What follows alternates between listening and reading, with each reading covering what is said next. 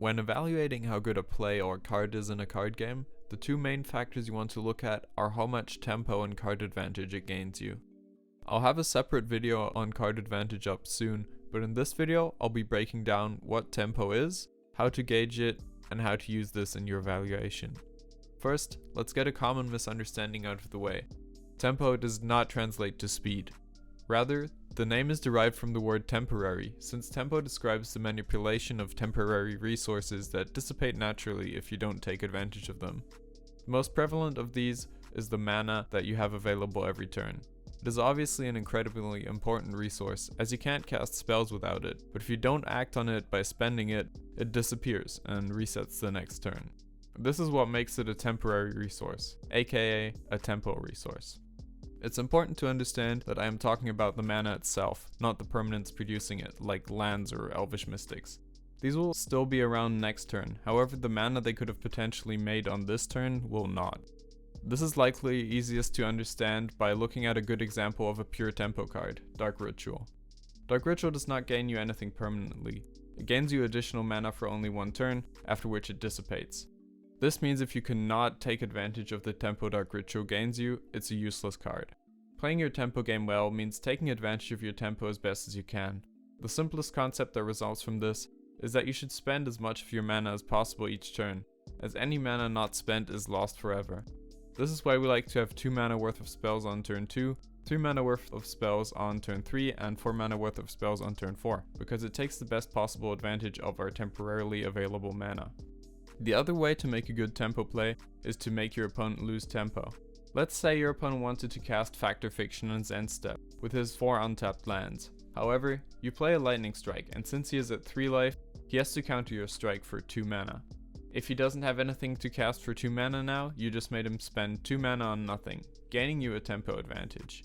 Similarly, if you deal with an opposing card for less mana than it costs to cast, you gain tempo. For example, if you kill a Shivan Dragon with a Doomblade, you are 4 mana plus. However, if you do not spend your remaining mana, that Doomblade might as well have cost 6, and you lose your tempo advantage. Mana isn't the only resource that falls under tempo. For example, your combat step is equally a resource that dissipates if not taken advantage of. Let's say you have 2 2/2s and your opponent has a 4/4. You are unable to use your combat step effectively here, meaning you lose a temporary resource. However, if you use an unsummon on that 4/4, you've essentially bought a combat step with that unsummon, making it a tempo play. But if you do not attack, your opponent will just play that 4/4 again and you lose your tempo. As you can see, all tempo shares the common theme that has to be taken advantage of immediately to make it valuable, as opposed to permanent resources like cards in hand or life total. So now that we understand what tempo is and how to take advantage of it, how do we know when it is important to play for a tempo advantage rather than a permanent advantage? We know this when one player puts a clock on the game. This means that he or she puts out a threat that will bring the game to a conclusion in a certain amount of turns. Suddenly, permanent advantage isn't as relevant anymore, as your turns are limited and you have to make each of them count. Your tempo becomes way more important when the time frame of the game is suddenly diminished. A tempo card like Stonehorn Dignitary will be huge versus an aggro deck that has put me on a tight clock, since it takes away the tempo of an attack phase.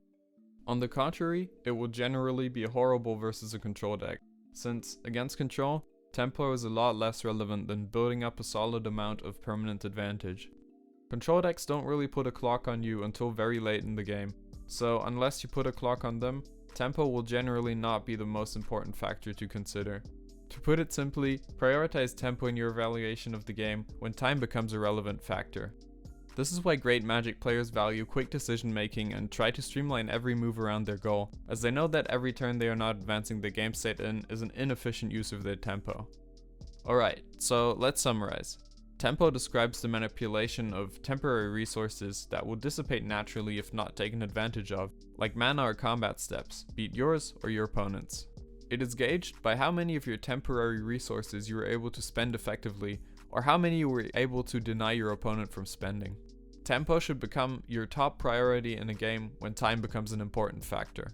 If you understand the concept of tempo along with the concept of card advantage, you have the fundamentals needed to master Magic or any card game of its type. I'll have a video up shortly discussing card advantage, so stay tuned if you're interested in further improving your game. If you liked this video and want to see more, like and subscribe or share with a friend, it helps out a ton. With that being said, thanks for watching. This has been Lit Kakashi, signing out. On the beat, bitch.